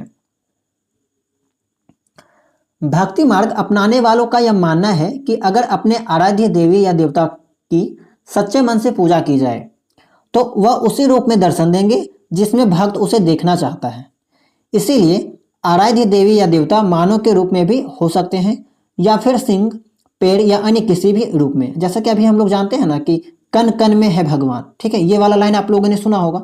तो कुछ ऐसा भी पहले भी यहाँ पे चला करता था, यानी कि अगर आप सच्चे दिल से मानते हैं अपने आराध्य देवी देवता को तो वो आपको कहीं पे भी दर्शन दे सकते हैं। ठीक है, चाहे आपका देख सकते हैं कि सिंह के रूप में, पेड़ के रूप में, अन्य किसी भी रूप में आपको वो चीज जो है वो देखने को मिल सकते हैं, भगवान जो है वो देखने को मिल सकते हैं। ठीक है, तो बस सच्चे मन से आपको जो पूजा करना आना चाहिए। इस विश्वास ने कलाकारों को प्रेरित किया। ठीक है, ये जो विश्वास था सच्चे मन से श्रद्धा से भक्ति करना, ये जो विश्वास था वो कलाकारों, जितने भी आर्टिस्ट वगैरह थे, उनको प्रेरित करता है, मोटिवेट करता है। ठीक है, और वे लोग क्या करते हैं, देवी देवताओं की सुंदर मूर्तियां बनाने लगते हैं। ठीक है, अपने मन से कह सकते हैं। ठीक है, सुंदर मूर्तियां जो यहाँ पे कल्पना के अकॉर्डिंग, कल्पना से जो बनाना शुरू कर देते हैं। अगला पॉइंट है, करीब 1400 साल पहले शिव भक्त अप्पार ने तमिल में कविता लिखी है। अप्पार एक वेलाल थे। ठीक है, वेलाल थे। वेलाल के बारे में मैंने आपको पिछले क्लास में जिक्र किया था कि दक्षिण भारत में जो बड़े किसान थे, जो बड़े भूस्वामी थे, ठीक है, जिनके पास ज़्यादातर भूमि वगैरह रहा करती थी, वे उन्हीं को हम लोग जो यहाँ पे वेरला के नाम से जानते थे। तो उन्हीं का यहाँ पे जो वो कहा गया, ये एक तरह से वेरला है, उन्हीं के बारे में यहाँ पे जो जिक्र किया गया है। ठीक है, तो इन्होंने तमिल में जो कविता लिखी थी, कब लिखी थी, 1400 साल पहले, याद रखिएगा। इन मूर्तियों को विशेष स्थानों पर रखा जाता था जिन्हें हम लोग मंदिर के नाम से जानते थे। भक्ति परंपरा ने चित्रकला, शिल्पकला और स्थापत्य कला को प्रेरित किया। ठीक है, तो ये जो भक्ति का जो परंपरा था, ठीक है, जो भक्ति का जो ट्रेडिशन आया, वो आपका चित्रकला, शिल्पकला और स्थापत्य कला को जो है यहाँ पे प्रेरित करता है। ठीक है, अब देखिए भक्ति के बारे में कुछ बेसिक इंफॉर्मेशन दे रखा है। जैसे कि भक्ति जो शब्द है ये आपका भज धातु से बना हुआ है। भज एक संस्कृत शब्द है, उस शब्द से जो भक्ति शब्द आया हुआ है। ठीक है, भज का अर्थ होता है बांटना या हिस्सेदारी करना, बहुत इंपॉर्टेंट है, याद रखिएगा। भज शब्द का अर्थ है बांटना या हिस्सेदारी करना। भक्ति का मतलब है भगवान और भक्त के बीच घनिष्ठ संबंध। ठीक है, ये सब बहुत ही इंपॉर्टेंट है। ठीक है, भक्ति का मतलब क्या है? भगवान और भक्त के बीच घनिष्ठ संबंध। यह भगवान के प्रति प्रेम और झुकाव है। भक्ति का मतलब क्या है? कि भगवान के प्रति प्रेम और झुकाव, भगवान के प्रति श्रद्धा, आस्था। ठीक है, भगवत या भगवान वह होता है जो अपना ऐश्वर्य और सुख भक्तों के साथ बांटता है। ठीक है, भक्त अपने देवता के साथ उस सुख और कृपा का हिस्सेदार होता है। ठीक है, यानी कि जो भक्त जो है वो अपने देवता के साथ सुख और दुख सभी चीज़ों का यहाँ पे जो है हिस्सेदार होते हैं। तो कुछ इंपॉर्टेंट पॉइंट्स हैं, ये सब जो है वो ध्यान में रखिएगा। ठीक है, चलिए आगे देखते हैं। अब हिंदू शब्द से रिलेटेड जो कुछ बेसिक इन्फॉर्मेशन दे रखा है। जैसे कि हिंदू जो शब्द है वो इंडिया शब्द की तरह ही सिंधु या इंडस शब्द से जो है वो निकला हुआ है। यह शब्द अरबों तथा ईरानियों द्वारा उन लोगों के लिए उपयोग किया जाता था जो सिंधु नदी के पूर्व में रहते थे। ठीक है, तो ये जो शब्द है हिंदू, वो किसके द्वारा प्रयोग किया जाता था? ईरानियों के द्वारा, अरबों के द्वारा। किसके लिए? तो सिंधु नदी के पूर्व में जो रहते थे उन लोगों के लिए जो है यहाँ पे इस शब्द का उपयोग जो वो किया जाता था। ठीक है, यही शब्द उनके धार्मिक विश्वास तथा सांस्कृतिक परंपराओं के लिए भी प्रयुक्त होता था। यानी कि जो सिंधु नदी के ईस्ट में रहा करते थे उनके धार्मिक विश्वास या सांस्कृतिक परंपराओं के लिए भी जो है इस शब्द का उपयोग होता था, यानी कि हिंदू शब्द का। ठीक है, चलिए आगे देखिए। ईसाई धर्म की शुरुआत। अब ईसाई धर्म के बारे में कुछ इंफॉर्मेशन दे रखा है। करीब 2000 साल पहले पश्चिमी एशिया में ईसाई धर्म का उदय होता है। 2000 साल पहले कहाँ पे? पश्चिमी एशिया में जो ईसाई धर्म का उदय होता है। ईसा मसीहा का जन्म बेथलेहम में हुआ। ठीक है, बेथलहेम, इसको कहीं कहीं आप देख सकते हैं बेथलहेम। तो बेथलेहम में हुआ जो उस समय रोमन साम्राज्य का हिस्सा था। तो ईसा मसीहा का जन्म कहाँ पे होता है? बेथलेहम में, और उस समय ये जो है वो रोमन साम्राज्य का हिस्सा रहा करता था। ईसा मसीहा ने स्वयं को इस संसार का उद्धारक बताया है। ये सभी पॉइंट इंपॉर्टेंट है, ध्यान दीजिएगा। ठीक है, ईसा मसीहा ने स्वयं को इस संसार का उद्धारक बताया है। उन्होंने दूसरों को प्यार देने और उसी तरह दूसरों पर विश्वास करने का उपदेश दिया। जिस तरह हर व्यक्ति दूसरों से प्यार और विश्वास की उम्मीद करता है, उसी तरह से यहाँ पे जो ये लोग क्या किए, यानी कि जो ईसा मसीहा है, ठीक है, वे दूसरों को प्यार देने और प्यार पर जो विश्वास करने का जो उपदेश दिया करते थे। बाइबल में ईसा मसीहा के उपदेश की बातें लिखी है। तो ईसा मसीहा के जितने भी उपदेश दिए गए हैं वो आपका बाइबल में लिखा हुआ है। जैसे कि श्री कृष्ण के जितने भी उपदेश दिए गए हैं वो भगवत गीता में लिखा गया है। उसी तरह ईसा मसीहा के जितने भी उपदेश दिए गए हैं वो बाइबल नामक ग्रंथ में जो वो आपको देखने को मिलेगा। ठीक है, अगली जानकारी है आपका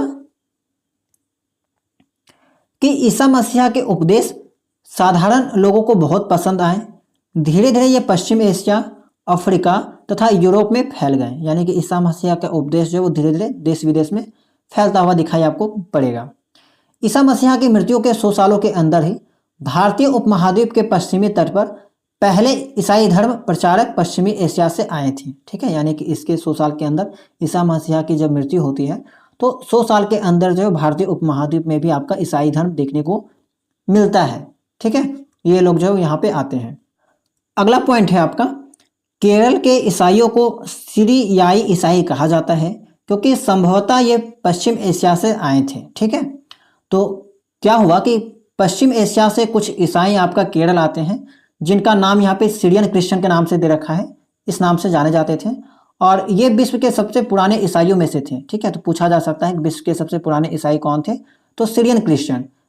भारत में कहाँ आए थे? तो केरल आए थे। और कहाँ से आए थे? तो पश्चिम एशिया से जो वो यहाँ पे आए हुए थे। ठीक है, तो यहीं तक था आपका थ्योरी। इस चैप्टर में जितना भी इंपॉर्टेंट चीजें दे रखी थी सभी चीजें मैंने आपको बता दिया। इससे बाहर आपको एग्जाम में सवाल जो वो देखने को नहीं मिलेगा अगर इस टॉपिक से सवाल आता है तो। ठीक है, अब देखिए इस चैप्टर के लास्ट में आपको कुछ इंपॉर्टेंट डेट्स के बारे में दे रखा है। सभी डेट्स को एक जगह कलेक्ट करके जो वो दे रखा है जिसके बारे में आपको मालूम होना चाहिए। कभी कभी यहाँ से भी सवाल आपको देखने को मिल जाते हैं।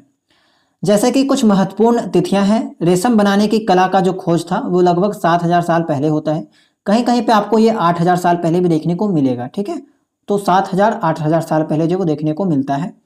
और सबसे पहले कहाँ पे हुआ था? तो चीन में हुआ था। ठीक है, चोल, चेर तथा पांड्य लगभग 2300 साल पहले इनकी कहानी देखने को मिलती है, इनका राज जो है वो देखने को मिलता है। ठीक है।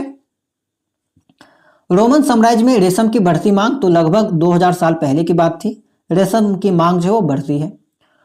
कुषाण शासक कनिष्ठ, कुषाण के सबसे जो प्रसिद्ध शासक थे कनिष्ठ, तो इनका जो शासन था वो 1900 साल पहले आपको देखने को मिलता है। ठीक है। फासियन का भारत आगमन जो है वो 1600 साल पहले होता है। xuanzang की भारत यात्रा, अपार की शिव स्थिति की रचना, ये सब जो जानकारी है आपको 1400 साल पहले देखने को मिलता है।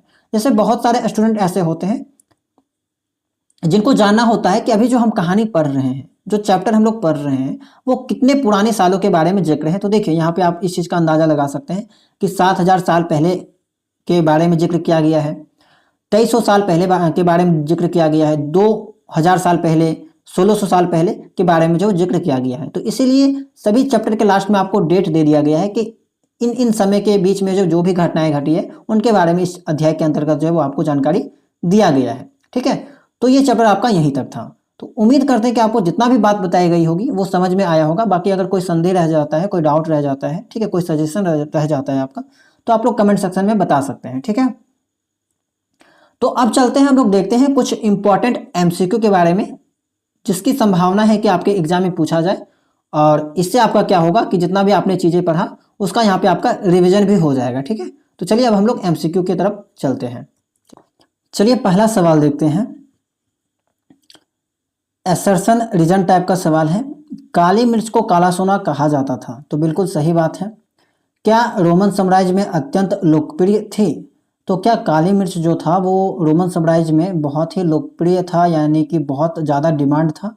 तो बिल्कुल सही बात है। यहाँ पे जो कथन और जो निष्कर्ष दे रखा है, जो कारण दे रखा है, ये कथन हम कहेंगे इसको, और इसको यहाँ पे कारण कहा जाता है। ठीक है। तो कथन और जो कारण है वो आपका दोनों सही है, और रीजन जो है आपका करेक्ट एक्सप्लेनेशन है किसका? एसर्शन का। ठीक है। तो ऑप्शन नंबर ए जो है यहाँ पे सही हो जाएगा। सातवाहन राजवंश दक्षिणापथ के स्वामी कहलाते थे। तो सातवाहन राजवंश के बारे में मैंने आपको पढ़ाया। ठीक है। तो ये क्या दक्षिणापथ के स्वामी कहलाते थे? रीजन दे रखा है इसके पीछे, उन्होंने गंगा के मैदान पर अधिकार कर लिया था। ठीक है। तो देखिए ये बात तो बिल्कुल सही है, असर्शन तो बिल्कुल सही है कि सातवाहन जो राजवंश थे वो दक्षिणापथ के स्वामी कहलाते थे। ठीक है।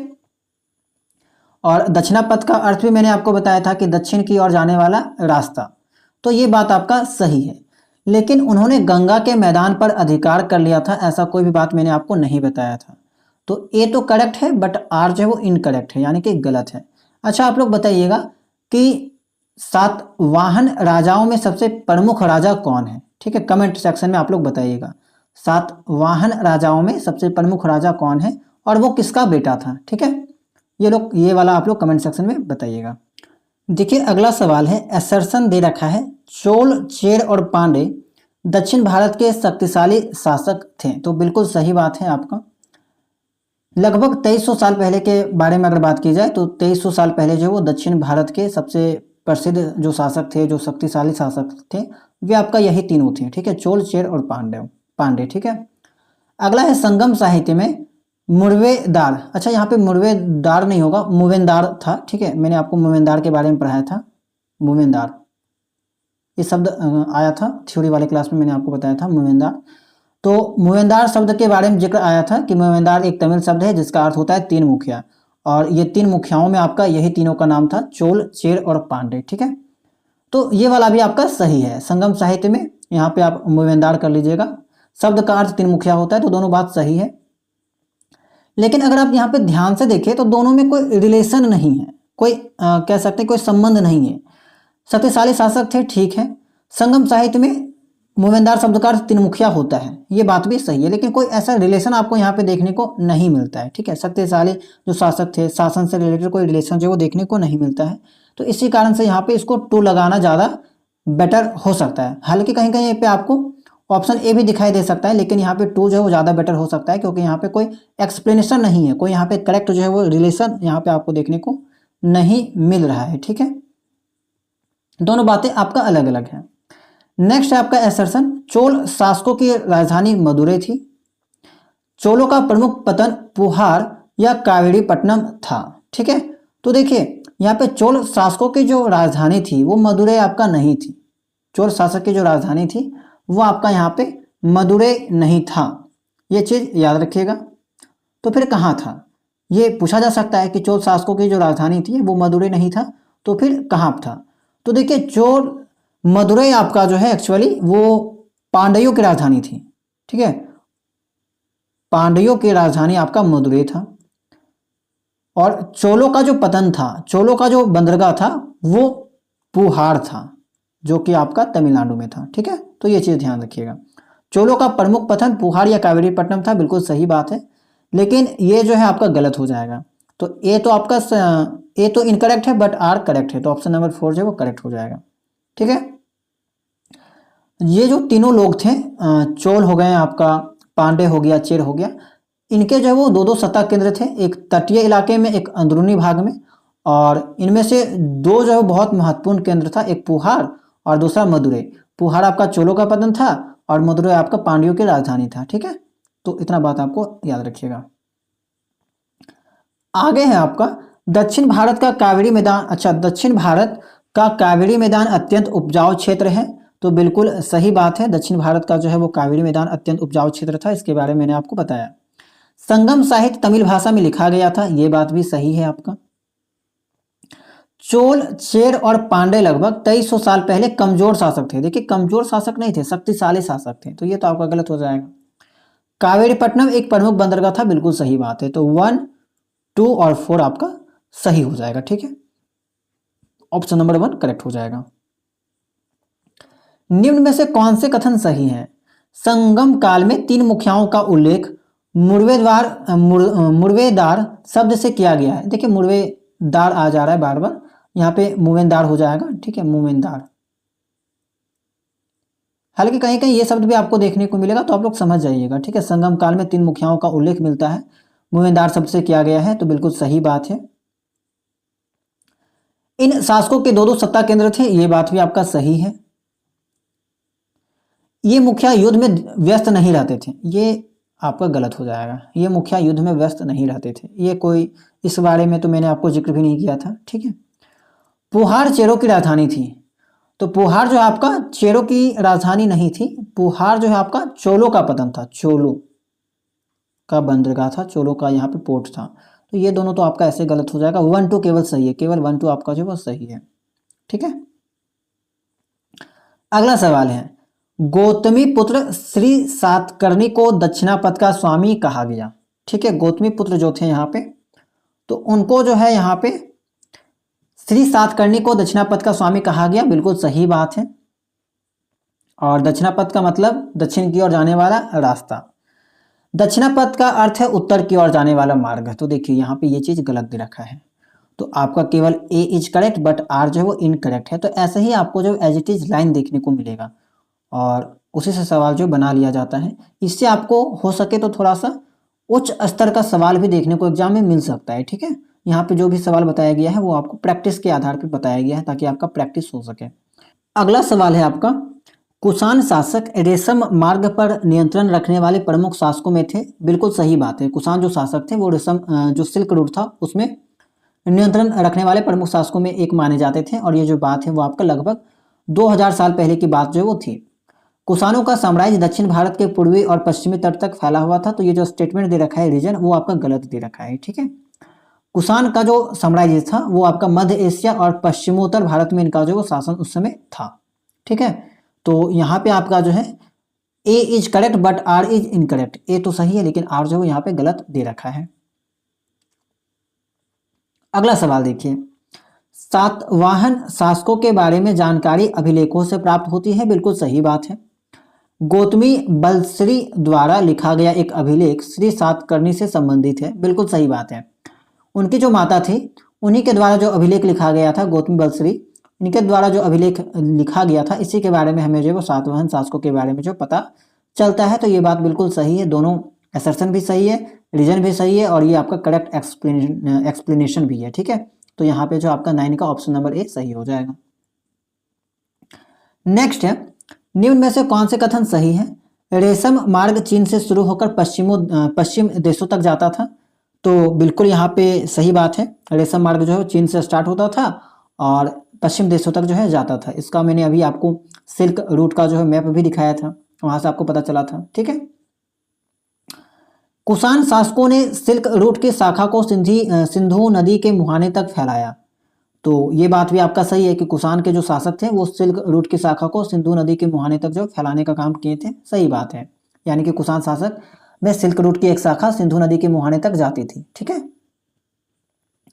तो ये बात सही है। उसके बाद वहां से क्या होता था कि जहाजों के द्वारा रोम तक जो वो सामान भेजा जाता था, सिल्क वगैरह जो भेजा जाता था। कुषाणों ने भारत में सबसे पहले तांबे के सिक्के चलाए। तो देखिए, तांबे के सिक्के नहीं चलाए थे ये लोग, जो सोने के सिक्के चलाए थे। मैंने आपको पढ़ाया था कि कुषाण ही थे जो सबसे पहले भारत में जो सोने के सिक्के चलाए थे। ठीक है, तो ये तो यहाँ पे गलत दे रखा है। 4 ऑप्शन है आपका, रेशमी वस्त्र रोम के सम्राटों में लोकप्रिय हो गए थे। तो बिल्कुल सही बात है, वहां पे जो डिमांड वगैरह बढ़ गया था। तो 1 2 4 सही है, ऑप्शन नंबर 1 जो वो सही हो जाएगा। नेक्स्ट है आपका, एसर्शन दे रखा है, कनिष्क के शासनकाल में महायान बौद्ध धर्म का विकास हुआ। ठीक है, तो सही बात है, महायान परंपरा में बुद्ध की मूर्तियों की पूजा प्रारंभ हुई। तो ये बात भी सही है, तो दोनों आपका सही हो जाता है, करेक्ट एक्सप्लेनेशन है, ये बात बिल्कुल सही है। ठीक है, नेक्स्ट देखिए, अश्वघोष कनिष्क के दरबार में संस्कृत में रचनाएं करते थे। ठीक है, अश्वघोष जो है कनिष्क के दरबार में संस्कृत में रचनाएं करते थे। सही बात है, अश्वघोष ने मुद्रा राक्षस की रचना की, ऐसा कोई भी जानकारी मैंने आपको नहीं दिया था। ठीक है, ये आपका गलत हो जाएगा, केवल ए इज करेक्ट बट आर जो है इनकरेक्ट है। ऑप्शन नंबर 3 यहाँ पे सही हो जाएगा। अगला सवाल है आपका, एसर्शन में दे रखा है, कथन में दे रखा है कि ह्वेनसांग और इत्सिंग दोनों नालंदा में अध्ययन करने आए थे। हालांकि मैंने ह्वेनसांग के बारे में तो यहाँ पे कोई भी जिक्र नहीं किया था, यहाँ पे ह्वेनसांग नहीं होगा, यहाँ पे आपका स्वेन सांग होगा। स्वेन सांग के बारे में मैंने आपको जिक्र किया था। ठीक है, स्वेन सांग, तो ये वाला यहाँ पे इसको करेक्ट कर लीजिएगा। नालंदा बौद्ध शिक्षा का एक प्रसिद्ध केंद्र था जहां कठिन प्रवेश परीक्षा होती थी। तो दोनों बात आपका सही है और दोनों एक दूसरे से रिलेटेबल है, यानी कि करेक्ट एक्सप्लेनेशन हम कह सकते हैं। ठीक है, नेक्स्ट है आपका, बोधिसत्व सांसारिक ठीक है जीवन में रहते हुए शिक्षा देते थे। सही बात है आपका। ठीक है, बोधिसत्व जो थे आपका सांसारिक जीवन में रहते हुए जो शिक्षा देना यहाँ पे जो पसंद करते थे। इसके बाद है, थेरवाद बौद्ध धर्म का प्राचीन और मुख्य रूप था। सही बात है आपका, ये वाला भी सही है। ठीक है, कनिष्क के समय बौद्ध धर्म केवल भारत तक सीमित था, नहीं, विदेशों में भी फैल गया था। ठीक है, मथुरा और तक्षशिला में बुद्ध की मूर्तियां बनाई गई। सही बात है, तो 1 2 और 4 आपका सही है, ऑप्शन नंबर 1 जो है वो करेक्ट हो जाएगा। अगला सवाल है आपका कि निम्न कथनों में से कौन से सही हैं। फासियन ने चीन वापसी की यात्रा बंगाल से समुद्री मार्ग द्वारा शुरू की। बिल्कुल सही बात है। ह्वेनसांग भूमार्ग से भारत आया और वापस भी भूमार्ग से गया। तो ये बात भी सही है। ठीक है, तो देखिए, भूमार्ग से जब वापस जा रहा था तभी इसके साथ घटना हुई थी कि एक नदी पार करते हुए जो है इनका जो है कह सकते हैं कि 20 घोड़े थे इनके पास, और उन पे जो है जितने भी सामान थे, सोना चांदी चंदन की लकड़ी वगैरह, 600 से ज़्यादा पांडुलिपियाँ थी, उनको जो है वो लाद कर ले जा रहे थे। तो सिंधु नदी पार करते समय उसकी नाव जो है पलट जाती है और 50 पांडुलिपियाँ जो है वो खो जाती है। तो हम कह सकते हैं कि भूमार्ग से आए थे और भूमार्ग से गए थे। ठीक है, तो इसको फिलहाल हम लोग यहाँ पे सही मान सकते हैं। यहाँ पे ह्वेनसांग जो है वो सही नहीं है, स्वेनसांग होगा। नालंदा में प्रवेश से पहले आगंतुकों को कठिन प्रश्नों का उत्तर देना तो होता था। तो बिल्कुल सही बात है। नालंदा के शिक्षक केवल बौद्ध उपदेशों का अध्ययन करते थे, अन्य किसी विषय का नहीं। तो ये तो आपका ऐसे गलत हो जाएगा। ठीक है, तो 1 2 3 जो है वो सही है, ऑप्शन यहाँ पे 1 जो है वो करेक्ट हो जाएगा। एसर्शन में दे रखा है कि नालंदा में प्रवेश के लिए आगंतुकों को कठिन प्रश्नों का उत्तर देना होता था। बिल्कुल सही बात है। वहाँ के शिक्षक बुद्धि और योग्यता में सबसे श्रेष्ठ माने जाते थे। तो बिल्कुल सही बात है, दोनों आपका बात सही है और ये जो है वो एक दूसरे से रिलेटेबल है, करेक्ट एक्सप्लेनेशन हम कह सकते हैं। ठीक है, और चूंकि वहाँ पे बुद्धि और योग्यता भरे लोग रहा करते थे, इसी कारण से वहाँ पे जो भी लोग आते थे वो उनका जो है मानसिक स्तर चेक करते थे। ठीक है, और कैसे चेक करते थे, कठिन प्रश्न पूछ के। ठीक है, तो ठीक है ये आपका। नेक्स्ट सवाल देखिए, भक्ति आंदोलन में लोगों ने ईश्वर से व्यक्तिगत संबंध पर बल दिया। सही बात है आपका। नेक्स्ट है, भक्ति का अर्थ है किसी को दंडित करना। नहीं, ये तो आपका गलत हो जाएगा। भक्ति का अर्थ किसी को दंडित करना नहीं है। ठीक है, ये बात तो मैंने आपको नहीं बताया था। तो आपका केवल असर्शन जो है यहाँ पे सही है। ठीक है, भक्ति का मतलब अगर बताया जाए तो वही भगवान और भक्त के बीच घनिष्ठ संबंध के बारे में जिक्र किया गया है। तो रीजन तो आपका गलत हो जाएगा, असर्शन यहाँ पे सही है, तो ऑप्शन नंबर 3 जो है यहाँ पे सही हो जाएगा। आगे देखते हैं, केरल में प्राचीन समय से ईसाई धर्म के अनुयायी रहे हैं, तो आपका सही बात है। केरल के ईसाइयों को सीरियाई ईसाई कहा जाता है क्योंकि वे पश्चिम एशिया से आए थे। दोनों बात आपका सही है, एक दूसरे से रिलेटेबल है, यही लोग थे आपका, तो आपका 1 जो है वो करेक्ट हो जाएगा। भगवत गीता में भक्ति मार्ग की चर्चा की गई है, बिल्कुल सही बात है, मैंने इस चीज़ के बारे में जिक्र किया था। हिंदू शब्द की उत्पत्ति सिंधु या इंडस से हुई है, तो बिल्कुल सही बात है, इंडिया शब्द की उत्पत्ति जिस तरह से हुई है उसी तरह से यहाँ पे हिंदू शब्द की उत्पत्ति भी आपको सिंधु या इंडस से देखने को मिलती है। भक्ति का अर्थ विभाजित करना या साझा करना होता है। तो देखिए, भक्ति जो शब्द था वो आपका भज धातु से बना था, और इसका अर्थ क्या था, भज शब्द का जो अर्थ था वो था आपका बांटना या हिस्सेदारी करना, तो ये बात भी यहाँ पे सही हो जाता है। ठीक है, बाकी इसका और भी अर्थ था, भगवान और भक्त के बीच घनिष्ठ संबंध, तो सही था, लेकिन अगर भज शब्द का देखा जाए तो उसका अर्थ विभाजित करना या साझा करना था, तो सही बात है, मान सकते हैं। 1 2 3 आपका सही है। अय्यर ने संस्कृत में शिव भक्ति की कविताएं लिखी। देखिए, अय्यर नहीं थे, अपार थे, अपार नाम यहाँ पे आया था। ठीक है, तो इन्होंने जो है यहाँ पे संस्कृत में जो है वो लिखे थे करीब 1400 साल पहले, शिव भक्त। तो 4 तो आपका यहाँ पे गलत हो जाएगा, अय्यर नहीं आना चाहिए, तो 1 2 3 यानी कि ऑप्शन नंबर 1 जो है वो करेक्ट हो जाएगा। चलिए, आज के क्लास का लास्ट सवाल है ये आपका, निम्नलिखित घटनाओं के कालक्रम पर विचार करें। ठीक है, इनके घटनाओं के बारे में बताना है कि कौन सा जो है वो घटना पहले हुआ था। फासियन का भारत आगमन, कनिष्क का शासन, चोल, चेर और पांडे का उदय, रेशम मार्ग की खोज। ठीक है, तो इसका आंसर आप लोग क्या करना है कि कमेंट सेक्शन में देना है, और उम्मीद करते हैं कि जितना भी बात आपको बताई गई होगी वो समझ में आया होगा, और इसको आप लोग रिवीजन करते रहिएगा। इसका नोट्स आपको दे दिया जाएगा। ठीक है, टेलीग्राम चैनल में प्रोवाइड करा दिया जाएगा, वहाँ से आप लोग डाउनलोड कर लीजिएगा, और जो कोई भी यहाँ पे प्राइवेट ग्रुप से ज्वाइन करना चाहते हैं वे लोग जो वो कॉन्टैक्ट कर सकते हैं, उसका डिटेल आपको जो है इस वीडियो के डिस्क्रिप्शन बॉक्स में देखने को मिल जाएगा। ठीक है, तो चलिए मिलते हैं हम लोग नेक्स्ट वीडियो में किसी नए टॉपिक के साथ।